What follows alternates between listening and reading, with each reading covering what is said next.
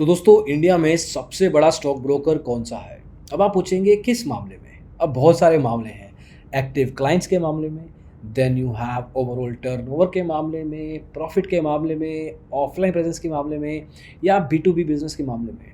लेकिन स्टार्टअप की दुनिया में आजकल पूछा जाए तो वैल्यूएशन के मामले में कि कंपनी की वैल्यूएशन सबसे ज़्यादा स्टॉक मार्केट में इंडिया के हिसाब से किसकी है। तो एक नाम ऐसा आएगा जिसको सुन के आप हैरान हो जाएंगे, क्योंकि वो नाम ना तो ज़रोडा है, ना एंजल ब्रोकिंग, ना ही ऐसा कोई ब्रोकर जो आपने नॉर्मल लेवल पे एक्सपेक्ट किया होगा। बट क्या वो वैल्यूएशन एक्चुअल में कोई वर्थ रखती है, इसके बारे में भी बात करेंगे। तो आइए शुरू करते हैं।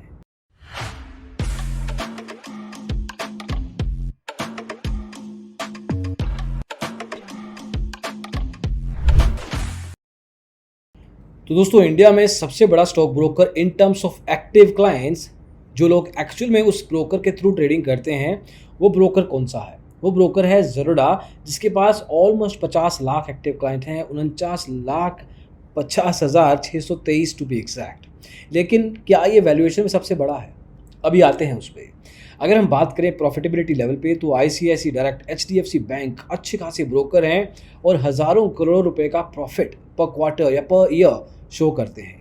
फॉर एग्जांपल एंजल वन ने सितंबर 2021 में 527.34 करोड़ का रेवेन्यू दिखाया है और उसके बाद इसमें अच्छा खासा प्रॉफिट भी है। 134.20 सितंबर क्वार्टर, मतलब 3 महीने पिछले का, करीब 135 करोड़ रुपए का, 135 करोड़ रुपए, दोबारा बता देते हैं, का प्रॉफिट दिखाया है। मतलब उनकी जेब में गया है सारे खर्चे निकाल के। लेकिन क्या ये इंडिया का सबसे बड़ा स्टॉक ब्रोकर है? आते हैं इस पे। अब आप बात करते हैं वैल्यूएशन की, कि कंपनी की वैल्यूएशन, जो स्टार्टअप स्पेस में एक वैल्यूएशन बबल चलता है, जो कहीं ना कहीं कई बार सही होता है, कई बार गलत भी होता है। तो उस केस में अगर देखा जाए तो एज ऑफ नाउ ज़ेरोडा की वैल्यूएशन, जो कि बूटस्ट्रैप्ड कंपनी है, कंप्लीटली बूटस्ट्रैप्ड, मतलब खुद से ही इन्होंने पैसा लगाया है, कहीं से फंडिंग नहीं उठाई है। तो पहले उन्होंने $1 बिलियन का 2020 में बताया और 2021 में इन्होंने वैल्यूएशन बायबैक के थ्रू $2 बिलियन के थ्रू दिखा दी। वहीं पे as of now Angel Broking एक लिस्टेड कंपनी बन चुकी है और एज ऑफ नाउ इसका मार्केट कैप, जो मार्केट कैपिटलाइजेशन होता है, 10,700 करोड़, मतलब करीब $1.4 बिलियन है। तो एक तरीके से वैल्यूएशन लेवल पे देखा जाए तो ये दोनों ब्रोकर अच्छे हैं, लेकिन क्या ये दोनों ब्रोकर नंबर 1 है? जी नहीं। वैल्यूएशन की दुनिया में सबसे आगे जो ब्रोकर इस समय चल रहा है उसका नाम है ग्रो, GROW। इतना ग्रो करेगा कि 2 बार W डालना पड़ा। $251 मिलियन की फंडिंग उन्होंने उठाई है रिसेंटली, ये मंडे को, मतलब पिछले कुछ दिन पहले ही हुआ है। अलग अलग लेवल पे सीरीज ई फंडिंग उठाई है, जिसमें कि आइकॉनिक ग्रोथ पार्टिसिपेशन किया है, Alkeon, Lone Pine Capital, Steadfast, ये सब लोगों ने पैसे लगाए हैं। इसके अलावा Sequoia Capital, Rapid Capital, YC Continuity, Tiger Global and Propel Venture Partners ने भी इनमें पार्टिसिपेशन किया है इस राउंड में। और 3 बिलियन की वैल्यूएशन निकली है इस कंपनी की, करीब $251 मिलियन की value as of now funding के बाद।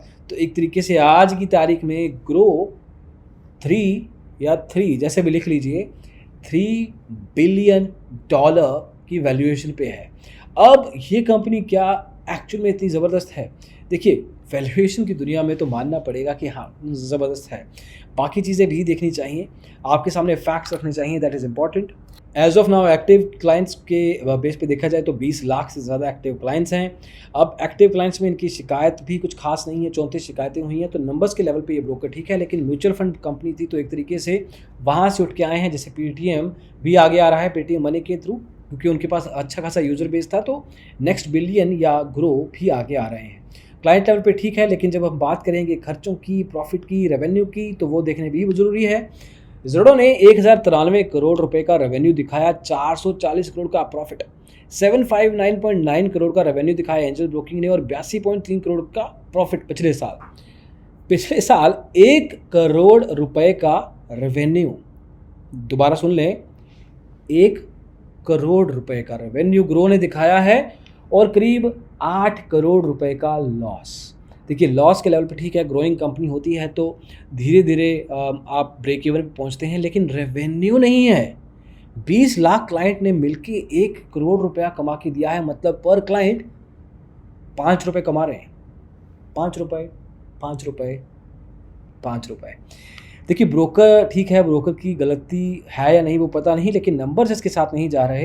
होपफुली इनकी कुछ स्ट्रैटेजी होगी कि वैल्यूएशन लेवल पे कर लेंगे, पैसा इकट्ठा करेंगे और पैसे इकट्ठे करने के बाद टेक्नोलॉजी पे लगाएंगे, प्लेटफॉर्म्स पे लगाएंगे, ब्रोकिंग स्पेस में जो भी इन्होंने करना है आगे चल के उस पे लगाएंगे एंड होपफुली उस डायरेक्शन में, उस स्ट्रैटेजी के साथ ही आगे चल रहे हों। But as of now revenue या प्रॉफिट के नंबर्स पे ये डेटा या ये स्ट्रैटेजी ग्राउंड लेवल पे होती नहीं दिख रही। होपफुली ये सब चीज़ें सॉर्ट ऑफ मेक सेंस थोड़े दिनों में, थोड़े टाइम में। वहीं पे अपस्टॉक्स की बात करें तो उसकी तो $1 बिलियन के नीचे की वैल्यूएशन है। प्रॉफिटेबिलिटी इन्होंने दिखाई थी 2019 में, लेकिन 2020 में इन्होंने करीब 38 करोड़ का नुकसान दिखाया था। तो ओवरऑल इंडस्ट्री में देखेंगे अगर तो ठीक है, एक टाइम आता है तब तक आपको लॉस खाने पड़ते हैं, लेकिन जो कंपनी फंडिंग लेके चल रही हैं और जो कंपनीज खुद से चल रही हैं या लिस्टेड हैं, there is a huge sort of a difference that is coming at. इन चीज़ों का भी आपको ध्यान रखना चाहिए जब आप ब्रोकर सिलेक्शन करते हैं। तो एक तरीके से हमने कोशिश की है आप तक नंबर्स पहुंचाने की, उसके हिसाब से डिसीजन लीजिएगा दोस्तों, क्योंकि जिस कंपनी के साथ आप ट्रेडिंग करेंगे वो कंपनी खुद कितने पैसे कमा रही है या वैल्यूएशन पे है, इन सब चीज़ों को आप अपने हिसाब से डिसाइड कीजिए कि किस तरह से लेना है।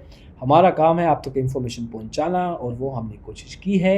उस हिसाब से आप देखिए आपके क्या व्यू पॉइंट्स होते हैं, क्या आप वैल्यूएशन की तरफ जाएंगे, प्रॉफिटेबिलिटी की तरफ जाएंगे। अगर आपका ग्रो के साथ एक्सपीरियंस रहा है अच्छा, तो जैसा भी रहा है इनफैक्ट अच्छा है बुरा, वो आप ज़रूर बताइए कमेंट्स में। या एंजल या ज़रोडा जैसे जो लोग बूटस्ट्रैप तरीके से काम करते हैं, अगर उनके साथ आपका क्या एक्सपीरियंस रहा है, जैसा भी अगेन वो भी आप ज़रूर बताइए।